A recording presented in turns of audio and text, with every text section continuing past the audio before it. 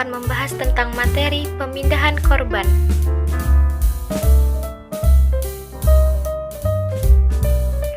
Setelah melakukan penilaian keadaan dan penilaian dini, selanjutnya kita menentukan prioritas pemindahan penderita.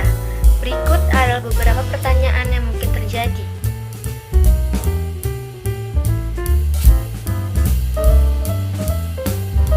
Dalam pemindahan penderita, ada beberapa hal yang harus diperhatikan, yaitu sebagai berikut. 1. Nilai kesulitan yang mungkin terjadi pada saat pemindahan. 2. Rencanakan gerakan sebelum mengangkat dan memindahkan penderita. 3. Jangan memindahkan dan mengangkat penderita jika tidak mampu. 4. Gunakan otot tungkai, panggul, serta otot perut. Hindari mengangkat dengan otot punggung dan membungkuk.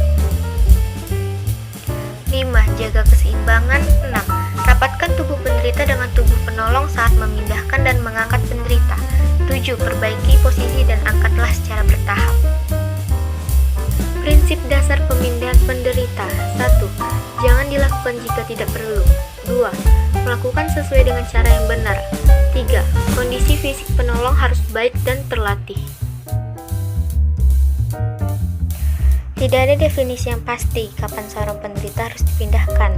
Sebagai pedoman, dapat dikatakan bahwa bila tidak ada bahaya, berikan pertolongan dulu, baru pindahkan penderita.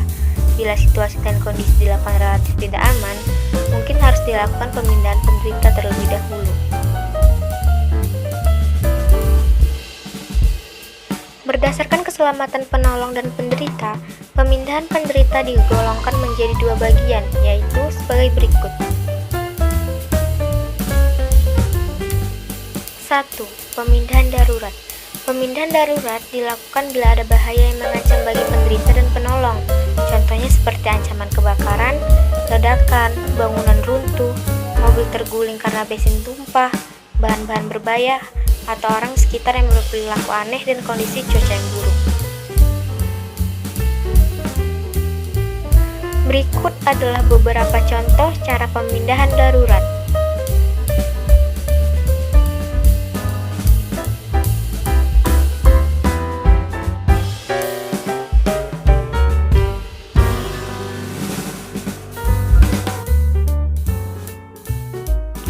2.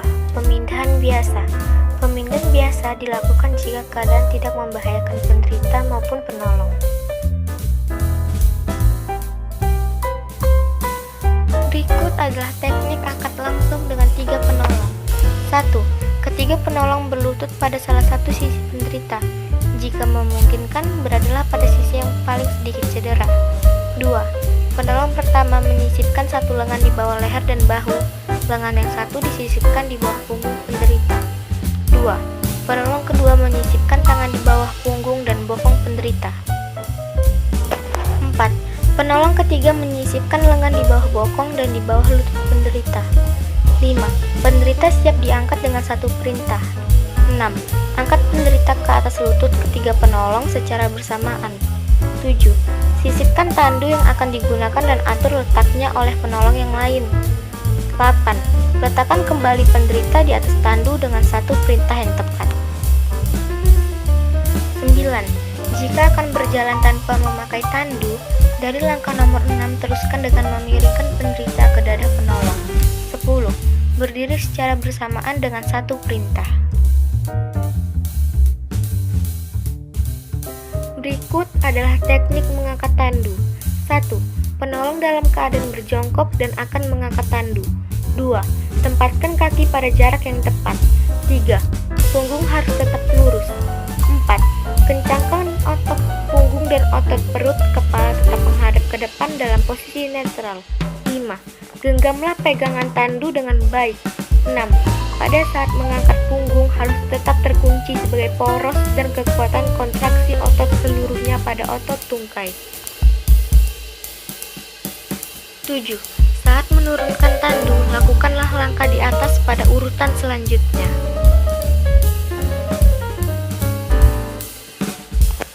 Teknik angkat anggota gerak biasanya diperlukan 2 penolong untuk melakukan teknik ini. 1. Penolong pertama berada di posisi kepala penderita. 2. Lakukan pengangkatan pada lengan penderita. 3. Penolong yang lain berdiri di antara dua tungkai penderita, menyelipkan tangan dan mengangkatkan kedua lutut penderita. 4. Dengan satu aba-aba, kedua penolong dapat memindahkan penderita di lokasi yang diinginkan. Inilah adalah contoh gambar teknik angkat anggota gerak.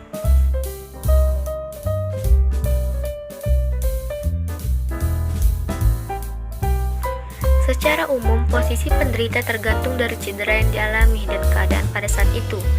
Berikut adalah beberapa pedoman untuk memposisikan penderita. 1. Penderita dengan syok. Jika tidak ditemukan tanda-tanda cedera pada tungkai atas dan tulang belakang, tinggikan tungkai sekitar 20-30 cm. 2. Penderita dengan gangguan pernafasan. Posisikan duduk atau setengah duduk. 3. Penderita dengan nyeri perut. Posisikan tidur atau tidur mereng dengan tungkai ditekuk. 4. Penderita muntah-muntah. Posisikan nyaman dan awasi jalan napas. 5. Penderita trauma. Penderita ini dicurigai dengan cedera tulang belakang atau spinal. Harus segera distabilkan dan diimobilisasi dengan papan spinal panjang. 6. Penderita tidak sadar dan tidak dicurigai ada cedera spinal atau cedera berat lainnya. Posisikan miring stabil atau posisikan terbaik melakukan pemindahan tergantung pada kondisi saat itu.